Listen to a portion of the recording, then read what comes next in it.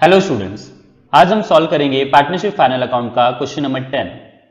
तो कौन सा आइटम कहाँ पे आने वाला है वो मैंने ऑलरेडी लिख लिया है, और एडजस्टमेंट का कहाँ पे इफेक्ट आएगा वो भी मैंने पहले से ही लिख के रख लिया है।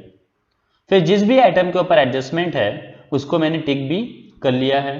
तो अब सम को स्टार्ट करेंगे। तो यहाँ पे मैंने अपना सोल्यूशन का फॉर्मेट बना लिया है, जिसमें ये मेरा ट्रेडिंग अकाउंट है, ये प्रॉफिट एंड लॉस अकाउंट और ये बैलेंस शीट। देन ट्रेडिंग और पीएनएल में कुछ आइटम्स है जो मैं पहले से लिख देता हूँ, जैसे ओपनिंग स्टॉक, परचेज, सेल्स और बैड डिप्स का फॉर्मेट। तो वो मैंने पहले से यहाँ पे लिख के रख लिया है। तो अब सम को स्टार्ट करते हैं। तो फर्स्ट आइटम है यहाँ पे ओपनिंग स्टॉक, और ओपनिंग स्टॉक आएगा टीडी में, अमाउंट है 48,000 एंड इसको टिक नहीं है तो इसका अमाउंट आउटर कॉलम में आ जाएगा। तो ओपनिंग स्टॉक ऑलरेडी मैंने लिखा हुआ है अपने फॉर्मेट में, तो बस मुझे इसका अमाउंट लिखना है।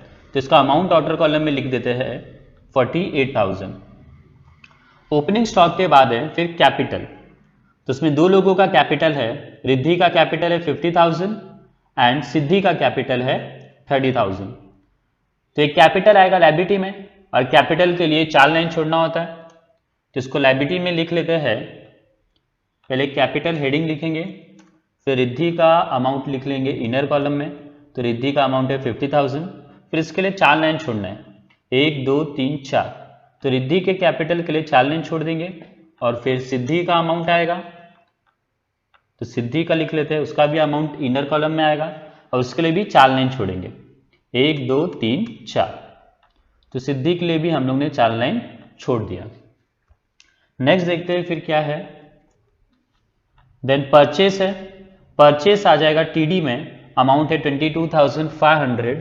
परचेस ऑलरेडी मैंने लिखा हुआ है अपने फॉर्मेट में यहाँ पे, तो उसका बस मुझे अमाउंट लिखना है। तो परचेस का अमाउंट लिख लेते हैं, इनर कॉलम में आएगा क्योंकि उसमें से रिटर्न्स माइनस करना है। तो परचेस लिख लिया मैंने 22,500। परचेस के बाद है फिर वेजेस।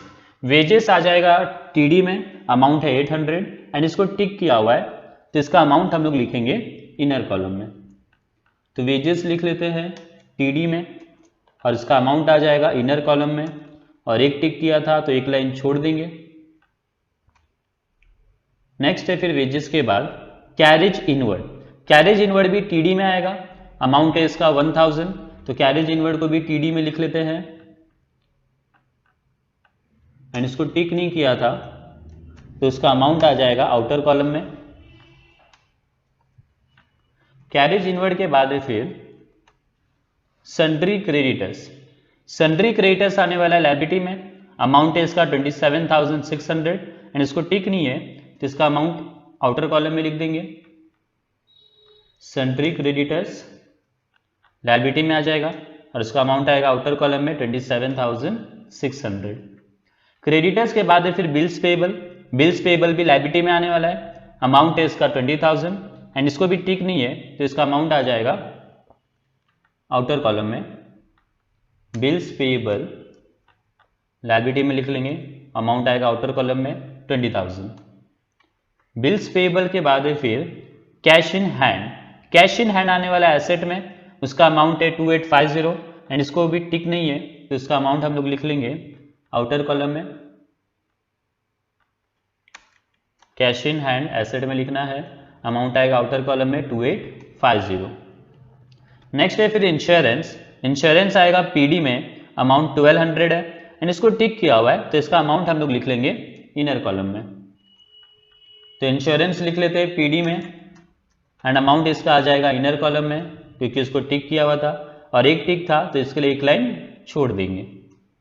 इंश्योरेंस के बाद है सन्ड्री डेटर्स। डेटर्स आने वाला है एसेट में, अमाउंट 32,000 और इसको टिक नहीं है तो इसका अमाउंट आउटर कॉलम में लिख लेंगे। तो सन्ड्री डेटर्स एसेट में लिख लेते हैं, एंड अमाउंट आ जाएगा इसका आउटर कॉलम में। डेटर्स के बाद है फिर बैंक ओवरड्राफ्ट। बैंक ओवरड्राफ्ट आने वाला है लायबिलिटी में, अमाउंट है 18,000 एंड इसको टिक नहीं है तो इसका अमाउंट लिख लेंगे आउटर कॉलम में। सो बैंक ओवरड्राफ्ट लायबिलिटी में आएगा, और आउटर कॉलम में उसका अमाउंट लिखेंगे 18,000। बैंक ओवरड्राफ्ट के बाद है फिर कैरेज आउटवर्ड। कैरेज आउटवर्ड आएगा पीडी में, अमाउंट है इसका 900 और इसको टिक नहीं किया है तो इसका अमाउंट लिख लेंगे आउटर कॉलम में। टू कैरेज आउटवर्ड, पीडी में लिखेंगे, आउटर कॉलम में अमाउंट आएगा 900। कैरेज आउटवर्ड के बाद है फिर land and building, land and building आएगा एसेट में, अमाउंट है इसका 42,500 एंड इसको टिक किया हुआ है तो इसका अमाउंट इनर कॉलम में लिखेंगे।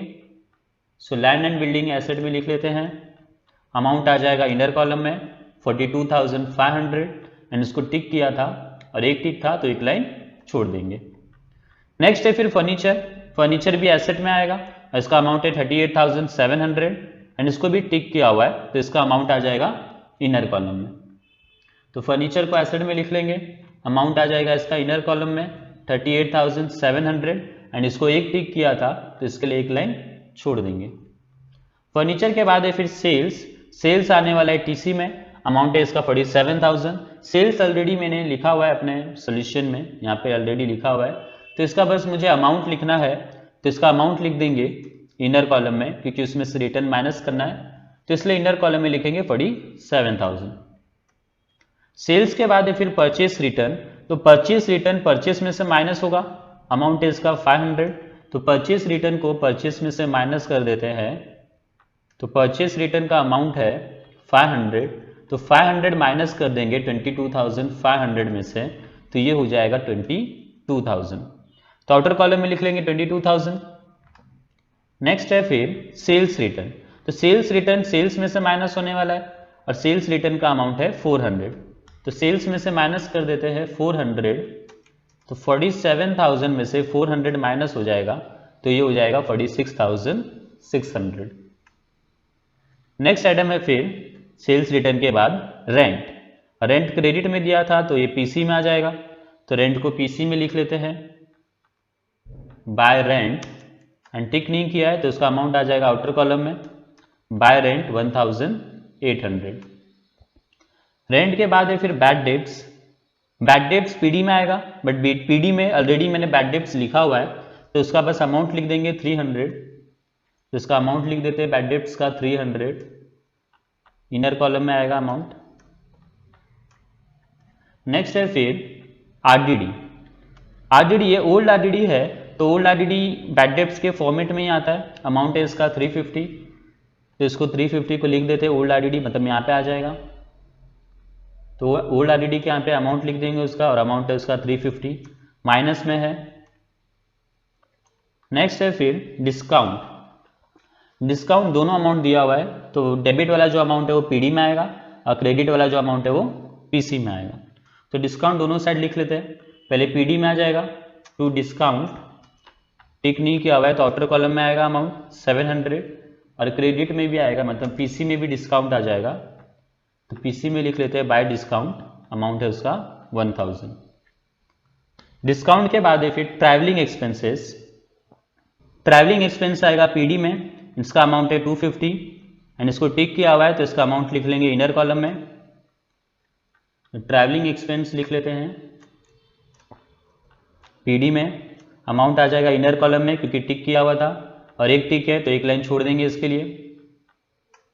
ट्रैवलिंग एक्सपेंसेस के बाद फिर एडवर्टीजमेंट, एडवर्टीजमेंट आ जाएगा अगेन पीडी में, अमाउंट है 4150 एंड इसको टिक नहीं किया है तो इसका अमाउंट लिख लेंगे आउटर कॉलम में, टू एडवर्टीजमेंट पीडी में लिख लेंगे, अमाउंट आ जाएगा आउटर कॉलम में 4150। तो यहाँ पे सारा मेरा पोस्टिंग हो चुका है, अब एडजस्टमेंट देखते हैं। तो फर्स्ट एडजस्टमेंट है यहाँ पे क्लोजिंग स्टॉक ₹48,700, तो क्लोजिंग स्टॉक का पहला इफेक्ट आ जाएगा टीसी में और दूसरा इफेक्ट आएगा एसेट में। तो क्लोजिंग स्टॉक का पहला इफेक्ट लिख लेते हैं पहले टीसी में, और टीसी में जब लिखेंगे तो 4-5 लाइन छोड़ के लिखना है, by closing stock 48,700। Then closing stock का दूसरा इफेक्ट आ जाएगा एसेट में, तो दूसरा इफेक्ट एसेट में लिख लेते हैं क्लोजिंग स्टॉक 48,700। तो दोनों इफेक्ट हो गया है इसका। अब सेकेंड एडजस्टमेंट देखते हैं, outstanding expenses wages 700 and travelling expense 200। तो यहाँ पे आउटस्टैंडिंग ट्रैवलिंग एक्सपेंस है और आउटस्टैंडिंग वेजेस है, तो आउटस्टैंडिंग वेजेस में ऐड होगा और दूसरा इफेक्ट उसका लायबिलिटी में, और आउटस्टैंडिंग ट्रैवलिंग एक्सपेंस में ऐड होगा और दूसरा इफेक्ट होगा उसका लायबिलिटी में। तो इसका इफेक्ट भी पास कर लेते हैं, पहले आउटस्टैंडिंग वेजेस को वेजेस में ऐड कर लेंगे। तो आउटस्टैंडिंग वेजेस था 700 तो 700 ऐड हो जाएगा वेजेस में, तो ये हो जाएगा 1500। फिर outstanding travelling expenses, travelling expenses में ऐड होगा, तो आउटस्टैंडिंग ट्रैवलिंग एक्सपेंस है 200, तो 200 प्लस कर लेंगे तो ये हो जाएगा 450। फिर आउटस्टैंडिंग का दूसरा एफर्ट हम लोग को पास करना है लायबिलिटी में, तो दूसरा एफर्ट लायबिलिटी में लिख लेते हैं। तो पहले हेडिंग देंगे आउटस्टैंडिंग एक्सपेंसेस और उसके नीचे लिख देंगे wages which is 700 and travelling expense 200, तो टोटल हो गया इसका 900। द नेक्स्ट एडजस्टमेंट देखते हैं, depreciate land and building bye 10% and furniture bye 5%। तो यहाँ पे depreciation on land and building है, तो पहला इफेक्ट इसका होगा less from land and building और दूसरा इफेक्ट हो जाएगा पीडी में। फिर डेप्रीशिएशन ऑन फर्नीचर है, तो पहला इफेक्ट होगा लेस फ्रॉम फर्नीचर और दूसरा इफेक्ट हो जाएगा पीडी में।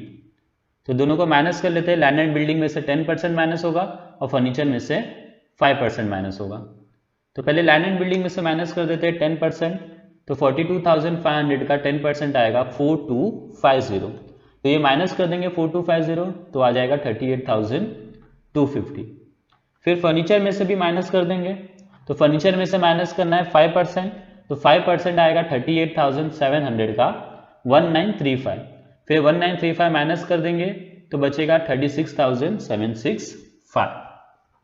अब इसका दूसरा इफेक्ट पास कर देते हैं, तो डेप्रीशिएशन का दूसरा इफेक्ट आने वाला है पीडी में, तो पीडी में इफेक्ट पास कर देंगे दूसरा। पहले हेडिंग देंगे टू डेप्रीशिएशन ऑन, फिर उसके नीचे लैंड एंड बिल्डिंग पे 4250 और फर्नीचर पे 1935, तो टोटल हो गया 6185। नेक्स्ट एडजस्टमेंट देखते हैं, इंश्योरेंस पेड इन एडवांस ₹300। तो ये प्रीपेड इंश्योरेंस है। प्रीपेड इंश्योरेंस का पहला इफेक्ट हो जाएगा लेस फ्रॉम इंश्योरेंस और दूसरा इफेक्ट है एसेट में। तो पहले इंश्योरेंस में से माइनस कर लेते हैं, अमाउंट है 300, तो इंश्योरेंस में से माइनस कर लेंगे 300, तो 1200 था इंश्योरेंस, 300 माइनस हो जाएगा तो बचेगा 900। प्रीपेड का दूसरा इफेक्ट आ जाता है एसेट में, तो प्रीपेड का दूसरा इफेक्ट एसेट में भी डाल देते हैं 300। देन लास्ट एडजस्टमेंट है goods of ₹3000 destroyed by fire and insurance company rejected the claim fully. तो 3000 का गुड्स जल चुका है और इंश्योरेंस कंपनी से मुझे कुछ भी पैसा मिलने वाला नहीं है, तो जो 3000 का गुड्स जला वो पूरा का पूरा मेरे लिए लॉस है। तो उसका इफेक्ट आएगा पहले तो टीसी में क्योंकि मेरे पास से गुड्स जा रहा है, और दूसरा इफेक्ट आ जाएगा पीडी में क्योंकि पूरा मेरा लॉस है। तो नॉर्मली इसका पहले हम लोगों ने देखा था तो 3 इफेक्ट आता था, एक इफेक्ट एसेट में भी आता था, बट वो एसेट में इसलिए आता था क्योंकि इंश्योरेंस कंपनी से मुझे कुछ मिलने वाला होता था। बट यहाँ पे इंश्योरेंस कंपनी से मुझे कुछ मिलने वाला नहीं है क्योंकि इंश्योरेंस कंपनी ने पूरा क्लेम को रिजेक्ट कर दिया है। तो ये 3000 पूरा मेरा लॉस है, इसलिए पीडी में भी 3000 आ जाएगा। तो पहला इफेक्ट पास करेंगे इसका टीसी में, टीसी में लिखेंगे by goods lost by fire 3000 और दूसरा इफेक्ट इसका पास कर देंगे पीडी में, तो पीडी में लिखना है लॉस्ट बाय फायर, अमाउंट है 3000। तो सारा एडजस्टमेंट यहाँ पे हो चुका है, पोस्टिंग हो गया, एडजस्टमेंट हो गया। अब देख लेंगे कि सब आइटम्स आउटर कॉलम में आ चुका है कि नहीं। तो मेन परचेस और सेल्स देखना होता है और बैड डेब्ट्स देखना होता है। तो बैड डेब्ट्स का अमाउंट आउटर कॉलम में नहीं आया, तो बैड डेब्ट्स का अमाउंट आउटर कॉलम में लिख लेंगे। तो बैड डेब्ट्स है यहाँ पे 300, न्यू बैड डेब्ट्स और न्यू आरडीडी तो है नहीं, और उसमें से ओल्ड आरडीडी माइनस करना है 350। तो 300 में से 350 माइनस हम लोग नहीं कर सकते, या तो माइनस करेंगे भी तो आंसर अपना माइनस में आ जाएगा। तो यहाँ पे हम लोग को आंसर माइनस में लेके आना नहीं है, तो हम लोग क्या करेंगे, इसको उल्टा कर देंगे। तो ओल्ड आरडीडी में से बैड डेब्ट्स माइनस करेंगे। तो अगर old RDD which is 350 and bad debts is 300, तो 350 में से 300 माइनस करेंगे तो आ जाएगा 50। तो ऐसे उल्टा माइनस करना है, लेकिन अगर उल्टा करेंगे तो हम लोग को उसको उल्टा लिखना भी पड़ेगा। मतलब अभी इसको यहाँ पे हम लोग डेबिट में लिखा था हम लोग ने, P&L अकाउंट के डेबिट साइड, बट इसको अब हम लोग लिख देंगे प्रॉफिट एंड लॉस अकाउंट के क्रेडिट साइड। तो पहले आरडीडी लिखना है, तो आरडीडी लिख लेंगे पहले by old RDD which is 350 and उसमें से माइनस कर देंगे बैड डेब्ट्स। तो बैड डेब्ट्स है 300, तो आउटर कॉलम में आ जाएगा 50 रुपीज। फिर इसका कुछ करना नहीं है, इसको चाहिए तो तुम लोग फिर कट कर सकते हो। तो इसका टोटलिंग हम लोग नहीं करेंगे क्योंकि इसको हम लोग ने यहाँ पे लिख दिया। तो अगर कभी बैड डेट्स अगर माइनस में आ जाएगा तो उसको हम लोग को उल्टा करके क्रेडिट साइड में लिख देना है। तो यहाँ पे सब कुछ आउटर कॉलम में अब आ चुका है। तो अब एक एक करके अकाउंट को क्लोज करेंगे। तो सबसे पहले ट्रेडिंग अकाउंट को क्लोज करना है। तो ट्रेडिंग अकाउंट के डेबिट साइड का टोटल देख लेते कितना है। तो डेबिट साइड का टोटल आ रहा है 72,500। तो यहाँ पे पेंसिल से बॉक्स के नीचे लिखेंगे 72,500। फिर क्रेडिट साइड का टोटल करेंगे तो वो आ रहा है 98,300। तो इसको भी पेंसिल से लिखना है बॉक्स के नीचे 98,300। फिर देखेंगे दोनों में से बड़ा कौन सा है। तो बड़ा अमाउंट है 98,300। तो जो बड़ा रहेगा उसको दोनों साइड के बॉक्स में लिख देंगे। फिर देखेंगे डिफरेंस कहाँ पे है। तो यहाँ पे तो डिफरेंस नहीं है, डिफरेंस यहाँ पे दिख रहा है। तो जो भी डिफरेंस होगा उसको हम लोग बोलते हैं ग्रॉस प्रॉफिट। तो डिफरेंस फाइंड कर लेंगे, मतलब 98,300 में से 72,500 माइनस करेंगे तो जो भी आएगा उसको हम लोग बोलते हैं ग्रॉस प्रॉफिट। तो जो डिफरेंस आ रहा है वो है 25,800 का। तो ये मेरा आ गया ग्रॉस प्रॉफिट। फिर इस ग्रॉस प्रॉफिट को हम लोग को ट्रांसफर कर देना है प्रॉफिट एंड लॉस अकाउंट के क्रेडिट साइड। तो यहाँ पे आ जाएगा ग्रॉस प्रॉफिट ब्रॉट डाउन। फिर प्रॉफिट एंड लॉस अकाउंट को क्लोज कर लेते हैं। तो डेबिट का टोटल आ रहा है प्रॉफिट एंड लॉस में 16,285। तो यहाँ पे पेंसिल से लिख लेंगे 16,285। फिर क्रेडिट साइड का टोटलिंग करते हैं। तो क्रेडिट साइड का टोटल आ रहा है 28,650। तो यहाँ पे लिख लेंगे 28,650। फिर देखेंगे दोनों में से बड़ा कौन सा है। तो बड़ा अमाउंट है 28,650। तो जो बड़ा अमाउंट रहेगा उसको दोनों साइड के बॉक्स में लिख लेंगे। फिर देखेंगे डिफरेंस कहाँ पे है। तो डिफरेंस यहाँ पे दिख रहा है। तो जो भी डिफरेंस होगा उसको हम लोग बोलेंगे नेट प्रॉफिट। तो यहाँ पे लिख लेता हूँ मैं नेट प्रॉफिट। और डिफरेंस आ रहा है दोनों का 12,365। फिर जो 12,365 है ये दोनों पार्टनर्स में डिवाइड कर देंगे। तो रेशियो देखना पड़ेगा डिवाइड करने के लिए कि रेशियो क्या दिया है क्वेश्चन में। तो क्वेश्चन में बोला है from the following trial balance of Riddhi and Siddhi you are required to prepare. यहाँ पे कुछ दिया हुआ है नहीं, तो रेशियो यहाँ पे क्वेश्चन में दिया हुआ नहीं है। तो अगर रेशियो नहीं दिया हुआ है तो प्रॉफिट को हम लोग इक्वली डिवाइड कर देंगे। तो आधा यहाँ पे रिद्धि को मिल जाएगा और आधा सिद्धि को। तो रिद्धि को मिलेगा 6183 और सिद्धि को मिलेगा 6182। क्योंकि ये ऑड फिगर है तो पूरा आधा नहीं हो सकता है, तो इसलिए 1 रुपया मैंने रिद्धि को ज्यादा दे दिया है और सिद्धि को 1 रुपया कम मिला है। फिर इस प्रॉफिट को कैपिटल में ऐड कर देंगे। तो रिद्धि के प्रॉफिट को रिद्धि में ऐड करना है और सिद्धि के प्रॉफिट को सिद्धि में ऐड करना है। तो पहले रिद्धि का प्रॉफिट रिद्धि के कैपिटल में ऐड कर लेते हैं।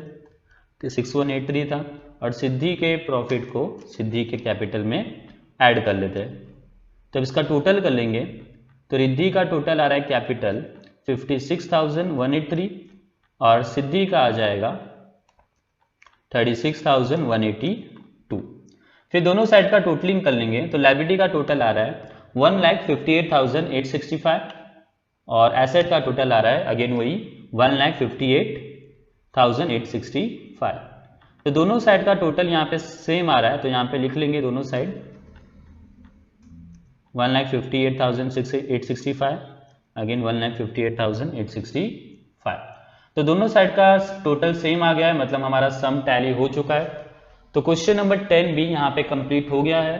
तो हमारे यहाँ पे सारे जो सॉल्व प्रॉब्लम्स थे वो मैंने सॉल्व कर दिया है। तो नेक्स्ट लेक्चर से हम लोग न्यू चैप्टर स्टार्ट करेंगे।